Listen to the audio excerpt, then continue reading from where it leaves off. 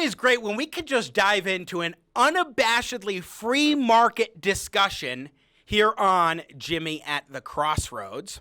And who better to do that with, especially on a Tuesday, than John Tamny, who's a vice president at FreedomWorks and is the editor of RealClearMarkets, author of numerous books, including They're Both Wrong most recently. And John Tamny rejoins us now here on Jimmy at the Crossroads. Sir, welcome back. Hey, thanks for having me. It's always good to have you on the program. So how have you been, and are you more encouraged or more discouraged than the last time we talked about what's happening in this country, John Tamny? Oh, long term, I am always an optimist. How could you not be an optimist being in a country like the U.S.? It's discouraging in the near term. The more you think about this, the more you see what's going on, that people, innocent people had their livelihoods taken from them. It's a tragedy, but Americans always bounce back. Let's never forget politicians have been making monumental errors forever, getting us into wars that we didn't need to get into, all sorts of things. We bounce back from those. Certainly we'll bounce back from this. So, John Tamny, when we look at what's happening at the federal level in terms of government policies on stimulus packages, I mean, there's now another discussion. We just spent $3 trillion, and now they're talking about what to do additionally in another $3 trillion spending package. And the word stimulus is being bandied about, especially right now. So what do you make of that discussion at this point, especially as we do see states start to reopen, as they say? It's a non-story, or there's no such thing as stimulus. The growth already occurred. That's why the federal government has the money to hand out. So that's the first thing. To presume that government spending now will stimulate the economy amounts to double counting. No, the economy grew and is expected to grow someday. So the federal government is taking that growth and handing it to others. It's wealth redistribution. It has nothing to do with growth. It's very disappointing, stating the obvious. Because every dollar that the federal government spends is an extra dollar that Kevin McCarthy and Nancy Pelosi and Mitch McConnell and Chuck Schumer have over the economy. So the stimulus is actually negative economic. It will shrink the economy because it's politicians allocating resources rather than productive people. And what we're talking about in this case is the redistribution of wealth. There's money that's out there in the economy. They get it through either taxes. They take it from the economy either through taxes or borrowing, where somebody says, hey, I'm going to buy a treasury bond, and then you will go ahead and pay me. So that's how the government finances these types of programs.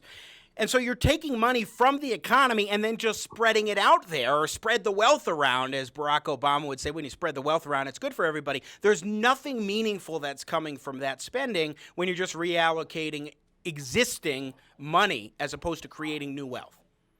No, you're absolutely right. And it's much less than meaningful, because let's remember, when governments take in money, for who's got the most money to buy treasuries and things like that, this is money that otherwise would have been invested.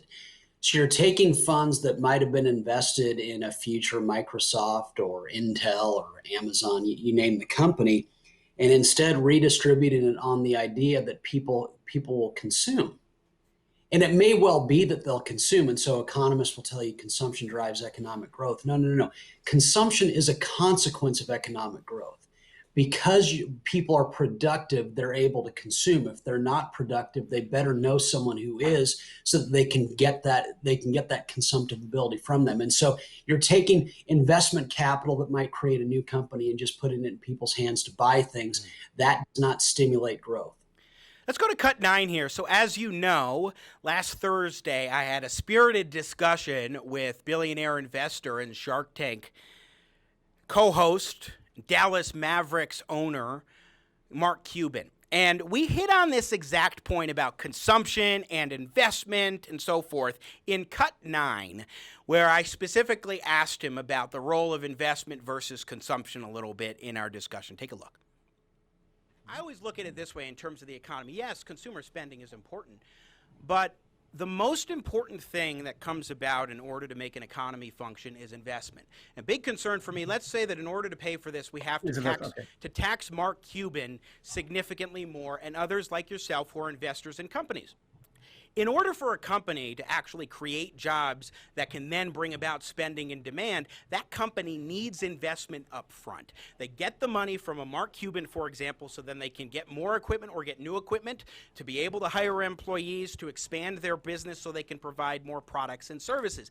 Only after production and investment, it seems to me, can you actually get the kind of consumer demand and consumer spending that you're talking about. And if we have to sap you and other investors who are very much out there, as you have done in Shark Tank and then in your private companies and so forth, what you're doing in that regard, I think, is tremendously more valuable in terms of helping to bring us back from the brink.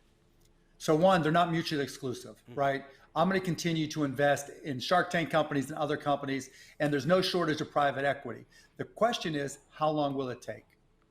Now, if you can tell me a company that can create 4 million jobs, or an investment that's out there that can create 4 million or 6 million or 33 million jobs over the next 12 months, I'm all ears. But I already know it doesn't exist. I already know it can't happen. You have the Federal Reserve investing trillions of dollars of liquidity into the system.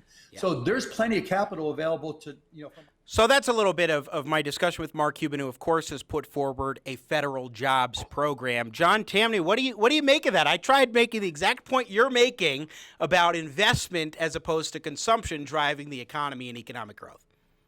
Well, you made it very well. You made it exactly correctly, and Cuban misspoke, I think. Sure, yeah, if Jimmy Sengenberger could tell him an exact company that would expand and create all sorts of jobs, investing would be easy. And that's the point. It's not. As Cuban alludes, most businesses out there that he'll invest in will not make it. But that doesn't speak to taxing Mark Cuban more. It speaks to taxing him less so that he can take more shots. He can try more ideas out, invest in more ideas than he otherwise would. And so the answer is never a federal jobs program. If we wanted jobs, that'd be simple. Let's just abolish the ATM and the internet and tractors, and everyone would be working. And desperately poor, but they'd be working. Jobs are the easy part, as hard as that is to imagine. The challenge is production and productivity, and that's why you want more investment. That is what enables the consumption that all these people are talking about. Well, and I hit on some of that too. I want to play one more excerpt of this interview that I want to get your reaction to when things were a little more of a back and forth in cut 10 when he presses me on investment opportunities. Again, Mark Cuban last Thursday here on Jimmy at the Crossroads. I just don't have that kind of trust and faith in the federal government to do those sorts of programs. We gotta let dogma go, but it's not just about dogma. It's about practicality. And we've seen countries Jimmy, across the globe. Yeah, so Jimmy, you're an entrepreneur. I'll give you the alternative. You're an entrepreneur. You've got to create 30 million jobs over 3 years. Yeah. Tell me what companies can do that. So first tell me of what all, 20 or 50 or 100 companies can do that. I can't tell you a specific companies that can do that because I don't know. In fact, or investors. But what I don't, the greatest investors of all time. Well, but I don't presume to think that I know who's going to be the best investor, the best company to do that. Just as I don't think the government is that I can presume that the government's going to be effective to do it. I think if you start reopening, which isn't going to be an instant process, because you do have, of course, you have a situation with reopening where not everybody's going to go to restaurants, not everybody's going to go to movie theaters and so forth. But if you begin that process and allow people to start their businesses back up and continue to provide some of the assistance that we've been doing, I think that could be much more effective, especially with a deregulatory regime, than having the government do what hasn't worked in the past, in my view. I wish you were right, Jimmy. I really, really wish you were right. And prior to January of 2020, I would have agreed with you 100 out of 100 times. But this is not what we're facing today. John Tamny, your thoughts on what I had to say there, sir, of course, as editor of RealClearMarkets and VP at FreedomWorks. I thought you were correct once again, and Mr. Cuban was incorrect. Implicit in his dispute with you is that if the government doesn't extract wealth from me, that it will just sit there idle doing nothing. No. When you deposit money in a bank or a brokerage account, it's automatically being directed somewhere else. Banks and brokerages, anything, they don't take in money. They don't pay for deposits only to sit on them. They're directing them places. And so it's not as though the federal government is the only game in town. The federal government is the only game in town that will misinvest, that will invest without regard to the potential for future returns. In the private economy, that money is still going to be directed to companies, to entrepreneurs. It's just going to be directed more carefully. And very crucially, when there are failures, and as Cuban knows well, there's endless failures in investment, they will mothball the business, which is exactly what you need. Again, John Tamny is our guest here on Jimmy at the Crossroads. So one thing he said in the first clip we played was that the Fed is investing trillions of dollars into the economy. Let's talk about the Federal Reserve for a moment. First of all, I think the word investment was an error on his part, that he was probably just mistaken, because the Federal Reserve doesn't invest anything. But what do you make of the Fed's policies during this current crisis, where they've been lending out money and taking other steps like quantitative easing and so forth? Well, the quantitative easing is just a non sequitur. The idea that you can influence interest rates on treasuries or things like that and then influence actual interest rates in the marketplace is just laughable. The reality is that you and I are going to pay a much different interest rate than Mark Cuban, as an example, and the Fed can't alter that reality. It's also interesting to point out, I don't know if you've noticed this, but the Fed has made very clear that it cannot make loans that it does not think will be paid back. Powell, of all people, has said the Fed is not a grant-making institution, as it does not want to lose money. And so, as usual, we're seeing the Fed to be what we've always said it to be on the numerous times I've been on your shows over the years. The Fed is superfluous. Banks and all sorts of investors that already exist can already invest and make loans that they hope to have paid back. The Fed is simply trying to be an extra lender in addition to everyone else trying to get a return, or at least not lose money. Well, you don't need the Fed for that. The Fed is not, if the officials at the Fed knew how to invest money properly, they wouldn't be at the Fed. And so basically, at best, you're having non-market institutions trying to achieve a market return and doing a bad job of it. Yeah, that's the thing is we've talked about this many a time, that the role of the Federal Reserve is overstated. That people look to it and say, oh, the Fed, first of all, the Fed can do these policy measures, reduce interest rates. Now we're at like zero once again, as we were back during the Great Recession time period. They can go ahead and do quantitative easing or take these other steps, and that's going to somehow improve the economy. So we look to the Fed, one, in that regard. Number two is also for economic ideas, economic perspectives and opinions. So the stock market rises because they're looking ahead and thinking, oh, things are going to reopen. We're going to be able to get some vibrancy here, investors feeling a bit more confident. Then Jerome Powell, Fed chair, gets out there and gives a speech and gives a negative outlook himself from his perspective in the economy. And then suddenly investors are like, wait a second, the Fed says things look more negative, so it's time to get negative. Question. Do we put too much faith not just in the policies of the Federal Reserve, but also the words of its officials? Well, of course, and I reject the notion that the markets corrected briefly last week based on what Jerome Powell said. What difference would it make what he says?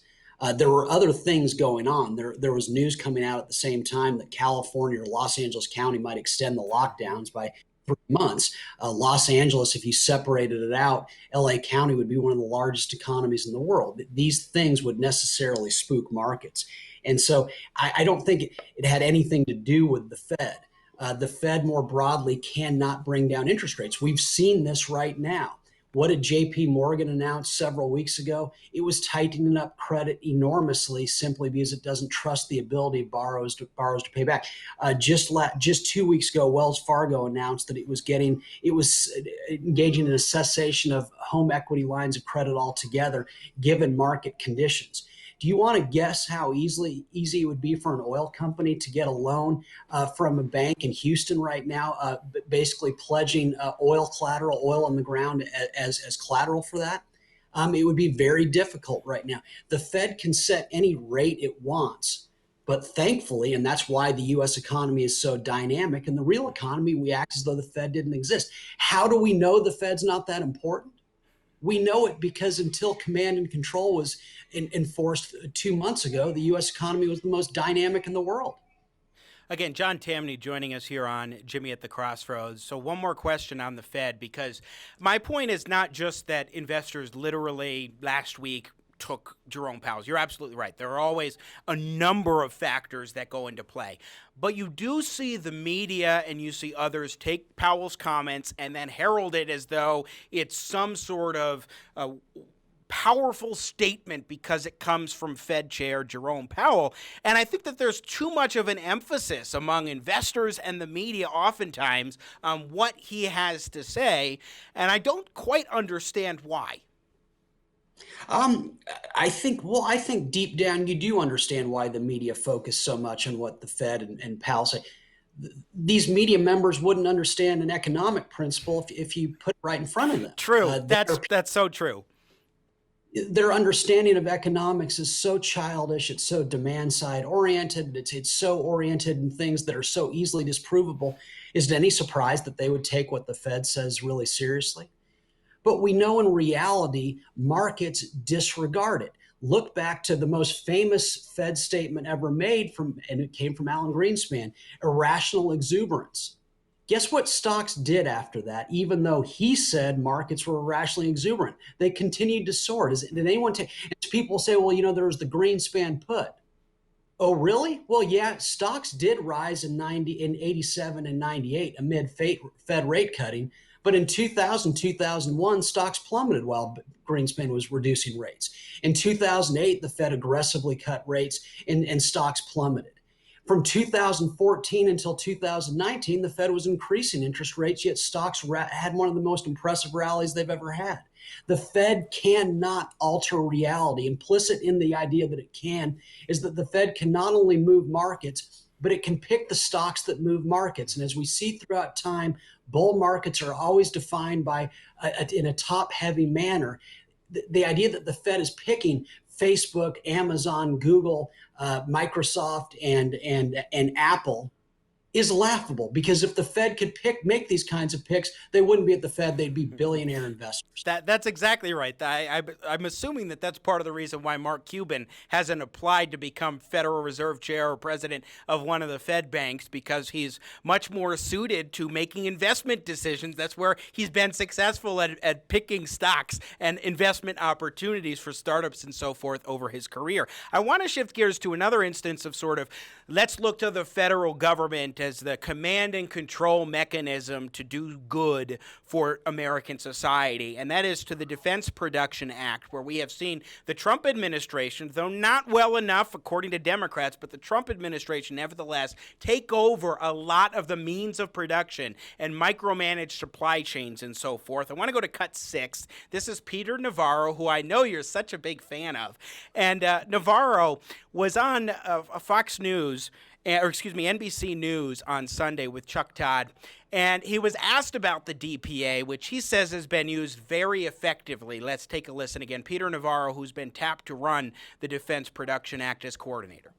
One of the most successful uses of the Defense Production Act was to get General Motors working with a small company called Ventec to make ventilators. We had a serious crisis back at the time.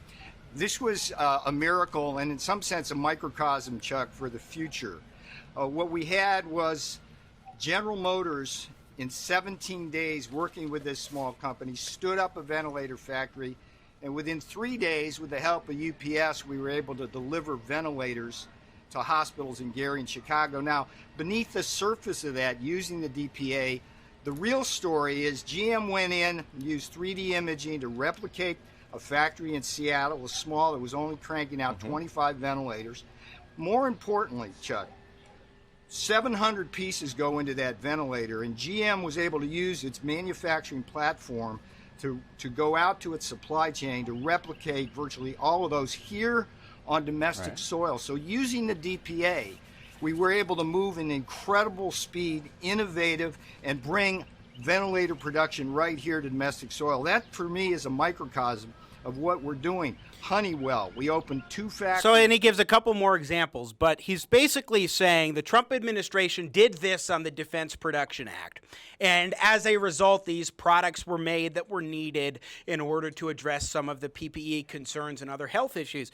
Although, John Tamny, General Motors was already sealing a deal with Ventec before the Trump administration said, hey, you need to go ahead and do this. Are we seeing proof that the Defense Production Act was necessary and beneficial?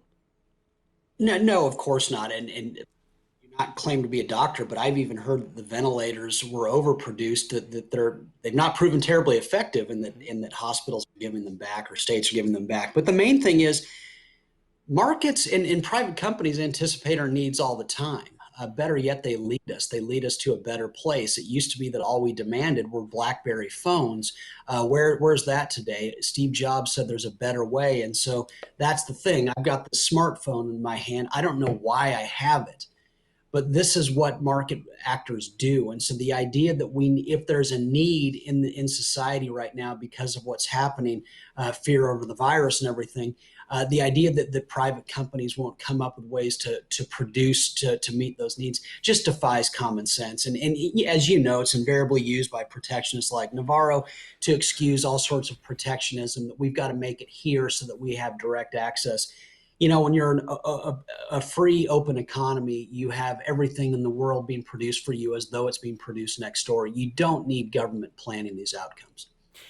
One thing that just came to my mind, we've talked about the idea of gross domestic product as a poor measure of the economy and how an economy is performing. And you have to keep in mind how that is calculated, which includes consumer spending, government spending, and investment spending, subtracting net exports. And that's how you get gross domestic product.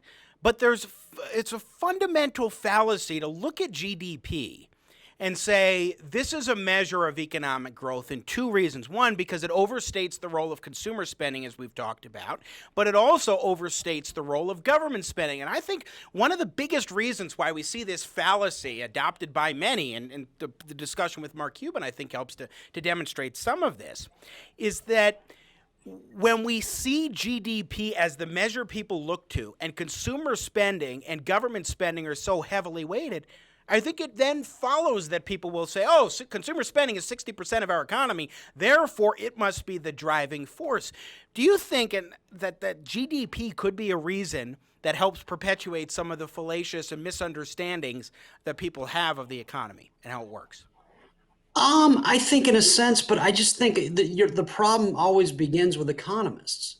Economists do not understand economic growth. Sorry, they don't. Anyone who would say that the consumer drives the economy is revealing a remarkable misunderstanding of what powers economies in the first place. And so GDP is just a consequence of how little economists understand why economies grow. Now, you look at it, and as you know, for, I guess you'd say decades now, I've been critiquing GDP. Government spending is a big driver of it, yet governments only have money to spend because the growth already occurred. There's a reason that Haiti's government spends less than the United States government.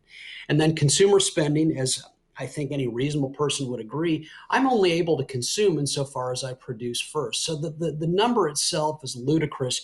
You throw in the factor that when a federal government like ours bails out GM, as it did in 2008, suddenly production went up again, and that increased GDP.